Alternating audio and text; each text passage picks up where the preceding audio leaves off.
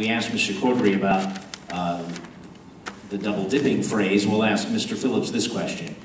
Someone writes, as an incumbent to the office, how do you justify spending 70 hours weekly working as a campaign manager for another candidate? Do you feel it's a conflict, or is it fair to the taxpayer?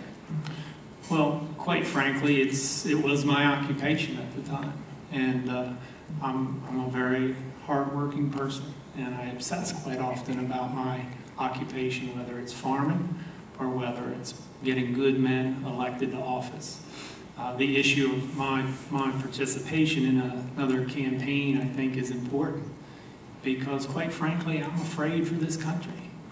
And I don't think 10 years ago, even 5 years ago, I would have gone to the extent that I did. But today, this is different than Vietnam. This is different than the Cold War or even 9/11. I believe that the enemy lives within.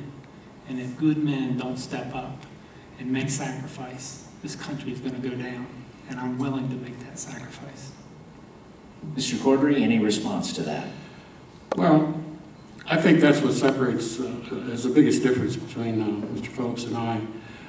I'm retired and I can devote my full time to the position. I think it requires full time. I don't think that working on another campaign for 70 hours a week is fair to the taxpayers. I think the statement that he made, I think it was a letter that was published on WGMD, was that he spent every week waking hour thinking of the campaign. If that's happening, then what's happening to the 5th District out there and what's happening to the rest of Sussex County? I don't think they're getting their fair take. Vance?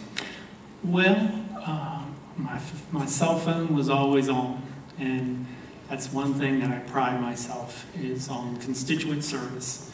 And when people call me, I return their call or I take their call on the spot. I didn't have people writing letters to the editor saying Vance Phillips would not return my call. In fact, I had many people compliment me for my good service during that term.